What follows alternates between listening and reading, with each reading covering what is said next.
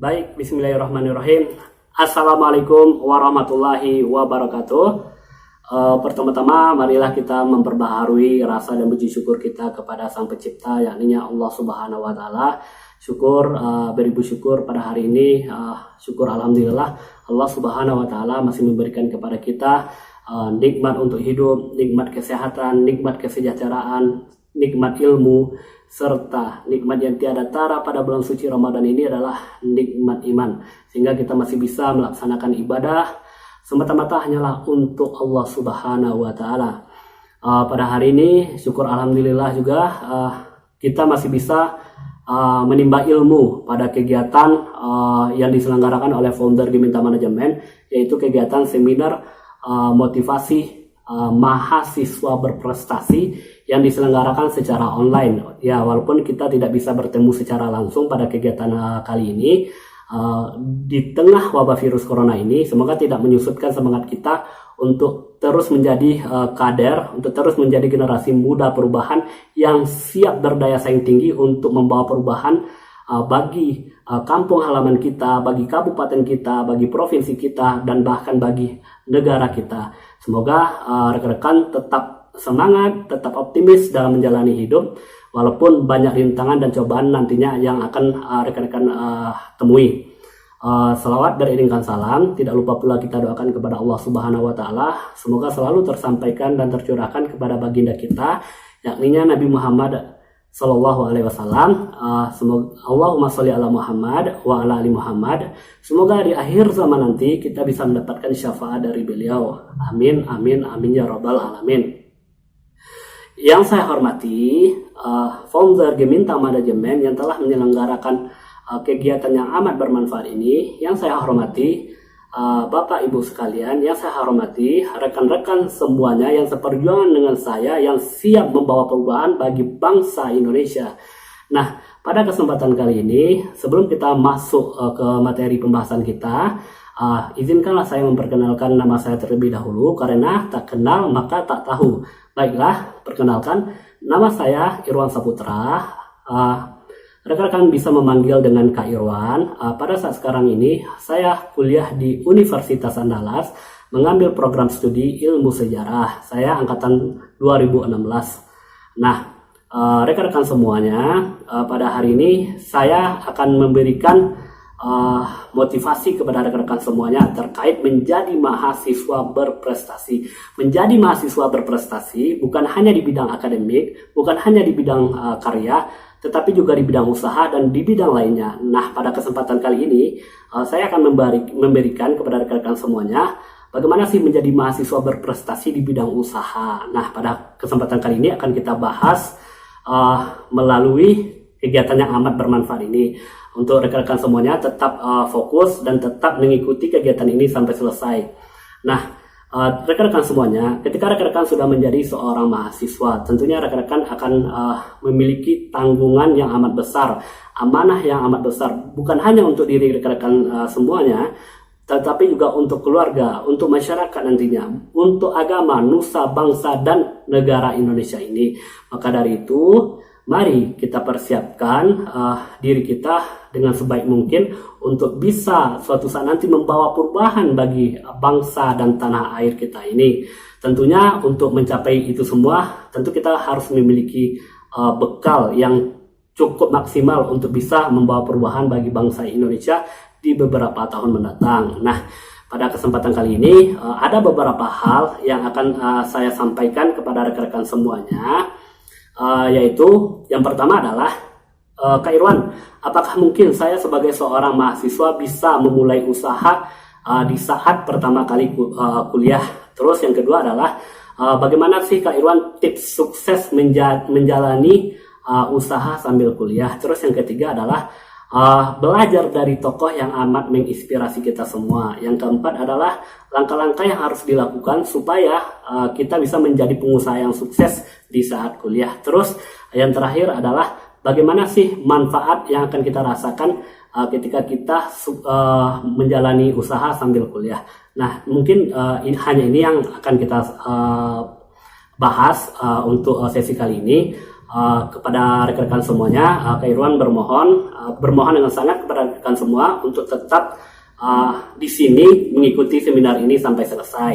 Nah, untuk yang pertama, apakah mungkin saya sebagai seorang mahasiswa bisa memulai menjadi seorang pengusaha di saat kuliah? Ya, kenapa tidak?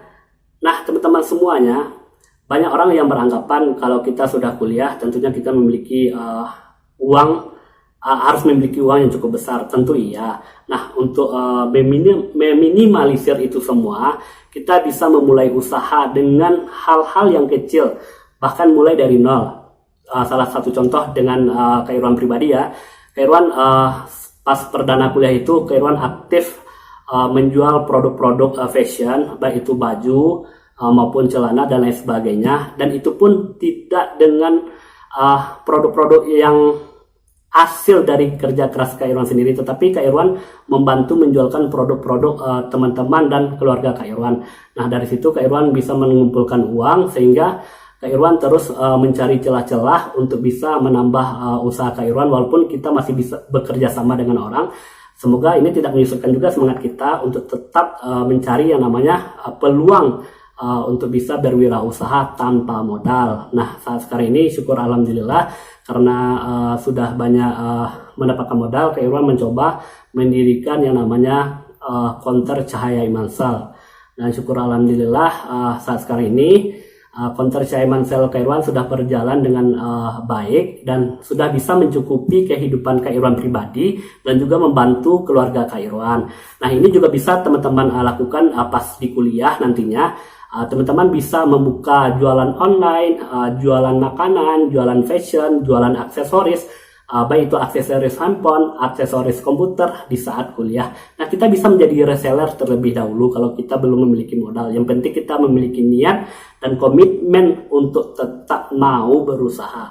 Terus yang kedua adalah bagaimana sih tips sukses mengerjakan usaha sambil kuliah? Nah, di sini ada beberapa hal yang akan Kak Irwan sampaikan kepada rekan-rekan semua supaya rekan-rekan semua bisa menjadi orang-orang yang sukses dan bisa membagi waktu di saat usaha dan kuliah. Yang pertama adalah ingat dan kejarlah impian rekan-rekan semua. Nah, ketika rekan-rekan memiliki impian, maka selesaikanlah impian itu dengan niat yang baik, niat yang benar, dengan kemauan yang tinggi, dan dengan komitmen dengan apa yang telah teman-teman ambil. Terus yang kedua adalah mengatur waktu dengan baik. Ketika teman-teman kuliah, ya kuliahlah teman-teman dengan benar. Ketika ada PR, kerjakanlah PR itu dengan benar. Nah, ketika teman-teman ada diskusi kuliah, diskusilah teman-teman dengan baik dan benar. Nah, ketika teman-teman sudah selesai melaksanakan kuliah, disitulah baru teman-teman untuk melanjutkan yang namanya usaha. Jadi perbaikilah waktu teman-teman, pandai-pandailah membagi waktu. Ketika kuliah, ya kuliah kita, ketika kita usaha, ya usaha kita. Dan di situ kita harus fokus, harus serius, dan harus optimis. Terus yang selanjutnya adalah prioritaskan keduanya. Antara kuliah dan antara usaha itu penting teman-teman semuanya, penting rekan-rekan semuanya. Karena ketika rekan-rekan sudah mengambil dua hal ini, selesaikanlah dengan baik dan prioritaskanlah kedua-duanya. Ketika rekan-rekan kuliah, selesaikan kuliah rekan-rekan dengan semaksimal mungkin. Begitupun dengan usaha. Jangan kita hanya bermain-main, karena ketika kita telah mengambil dua hal ini, selesaikan dengan sebaik mungkin. Jangan kita tinggalkan dan jangan kita berhenti di tengah jalan. Terus yang selanjutnya adalah pilih lingkungan yang positif. Nah, ketika kita kuliah, lingkungan positif ini sangat perlu rekan-rekan semuanya, karena dengan adanya lingkungan yang positif yang kita jalani, yang kita ikuti, insya Allah akan membawa kita ke arah yang amat luar biasa sekali. Bahkan kita bisa menjadi orang-orang yang selalu maju ke depan, bukan mundur ke belakang. Nah, untuk itu pilihlah komunitas yang baik saat kuliah, ikutilah organisasi yang baik saat kuliah. Rekan-rekan kalau ingin menjadi pengusaha yang sukses di saat kuliah, yaitu bisa mengikuti di kuliah itu yang namanya organisasi Himpunan Pengusaha Muda Indonesia atau HIPMI. Di seluruh kampus yang ada di Indonesia itu ada organisasi HIPMI-nya. Ikutilah di situ dan belajarlah di situ. Nah, di selama kuliah ini juga ada yang namanya seminar gratis, yaitu seminar kewirausahaan bersama orang-orang hebat. Nah, ini tidak membayar, jadi pergunakanlah waktu yang positif ini dengan sebaik mungkin. Terus yang selanjutnya adalah teman-teman jangan pantang menyerah. Ketika teman-teman sudah memilih dua hal ini antara usaha dan kuliah, jika teman-teman mengalami kendala, mengalami benturan, mengalami kegagalan, mari bangkit lagi. Kita harus semangat. Tidak ada kata menyerah dalam diri generasi muda. Kita harus optimis. Kalau kita ada masalah, mari kita selesaikan dengan sebaik mungkin. Terus yang selanjutnya adalah selalu bersedekah. Nah, ketika kita sebagai seorang mahasiswa, usaha ini mampet, usaha sering gagal, atau usaha sering tidak mendapatkan untung yang maksimal. Nah, kuliah pun kita juga antah berantah gitu. Mungkin ada kendala yang banyak, tugas juga banyak, kita disibukkan dengan berbagai macam TR. Nah, tetapi jangan lupakan yang namanya bersedekah. Kenapa jangan lupakan yang namanya bersedekah? Dengan bersedekah, segala permasalahan teman-teman bisa menjalani usaha, bisa menjalani bisnis, bisa menjalani kuliah, insya Allah ada kemudahan dan ada rezeki di sana. Dan kejarlah itu semua, laksanakanlah itu semua dengan sebaik mungkin. Jadi rekan-rekan semuanya jangan lupa untuk selalu bersedekah. Terus yang selanjutnya adalah belajar dari tokoh yang sangat menginspirasi. Nah, di Indonesia saat ini banyak tokoh-tokoh yang menginspirasi di saat mereka menjalani usaha plus kuliah, seperti yang namanya Khairul Tanjung. Dan juga ada juga orang yang tidak kuliah tetapi mereka semangat dalam menjalani usaha mereka dan hingga mereka menjadi orang-orang yang sukses. Siapa-siapa saja mereka selain Khairul Tanjung, yaitu adalah Basrizal Koto, Bob Sadino, Ahmad Zaki, Nadiem Makarim, Elang Gumilang. Nah, mereka ini ada orang-orang yang berpendidikan tinggi, ada juga orang-orang yang tidak kuliah tetapi mereka bisa sukses menjalani ini semuanya karena mereka selalu optimis dan percaya diri. Nah, kita sebagai generasi muda kalau melihat yang namanya Khairul Tanjung, Basrizal Koto, Bob Sadino, Ahmad Zaki, Nadiem Makarim, Elang Gumilang, kita jangan melihat mereka dari kesuksesan yang telah mereka capai saat ini, tetapi yang harus kita lihat saat ini adalah bagaimana mereka bisa sukses dari nol sampai ke level tertinggi, sehingga pada saat sekarang ini mereka sudah menjadi orang-orang yang tersohor, orang-orang yang terkenal di Indonesia. Seperti Khairul Tanjung itu dia memiliki PT City Group, Khairul Tanjung Group, dan Basrizal Koto memiliki perhotelan dan aset-aset lainnya, bahkan bisnis lainnya. Terus Bob Sadino memiliki supermarket terkenal di Indonesia, dan saat sekarang ini beliau sudah menjadi almarhum dan usaha beliau dilaksanakan dan dilanjutkan oleh anak-anak dan keluarga beliau. Terus juga Ahmad Zaki, pendiri Bukalapak. Terus Nadiem Makarim, pendiri Gojek, dan sekarang beliau menjadi Menteri Pendidikan dan Kebudayaan Republik Indonesia. Terus ada Elang Gumilang dan masih banyak lainnya, tokoh-tokoh yang sangat menginspirasi kita semua. Dari sinilah kita harus belajar. Apa yang perlu kita pelajari dari mereka semuanya? Yang pertama adalah kalau kita tidak memiliki dana untuk membuka usaha saat kuliah, mereka memulai usaha mereka dari nol, dari tidak memiliki modal, sehingga mereka bisa menjadi orang-orang yang sukses. Dan yang kedua adalah mereka tidak terbuai dengan omongan orang yang selalu menjatuhkan mereka. Dan jangan jadikan omongan orang yang menjatuhkan kita itu sebagai penyusut semangat kita, tetapi jadikanlah itu motivasi untuk kita selalu bergerak ke arah yang lebih baik lagi. Terus yang ketiga adalah kerja keras. Yang keempat adalah banyak cobaan dan rintangan yang mereka hadapi. Kita harus belajar dari mereka bagaimana mereka menyelesaikan rintangan dan cobaan mereka tersebut. Mereka juga gagal berkali-kali, tetapi mereka tidak pernah menyerah. Dan yang terakhir adalah, yang terpenting dari mereka ini adalah hal yang harus kita ambil hikmahnya adalah mereka selalu fokus. Mereka mau serius dan mereka mau berproses dan mau berjuang untuk mensukseskan diri mereka menjadi orang-orang terbaik di Indonesia dan menjadi orang-orang yang bermanfaat di Indonesia. Nah, selanjutnya adalah perlu rekan-rekan ketahui, aset terbaik yang rekan-rekan miliki adalah rekan-rekan masih muda. Perjuangan rekan-rekan masih panjang, masih banyak hal yang bisa rekan-rekan laksanakan, maka laksanakanlah itu dengan sebaik mungkin. Jangan mengulur-ulur waktu, jangan mengundur-undur waktu, tidak baik. Kita sebagai generasi muda harus memaksimalkan waktu itu dengan hal-hal yang positif, dengan hal-hal yang amat bermanfaat, bukan hanya untuk diri kita, tetapi juga untuk keluarga dan seluruh masyarakat yang ada di tanah air ini. Mari pergunakan, karena di setiap permasalahan, di setiap perjuangan kita, Allah telah kasihkan jalan kepada kita, tergantung kita menyikapinya bagaimana.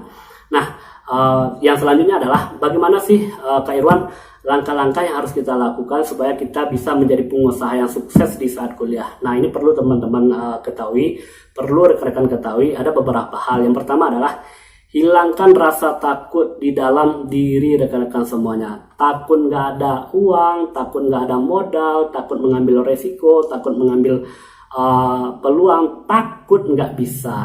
Hilangkan itu semua. Rekan-rekan, di dalam diri rekan-rekan itu terdapat banyak kemampuan, terdapat banyak skill, tergantung rekan-rekan mau mengarahkannya kemana.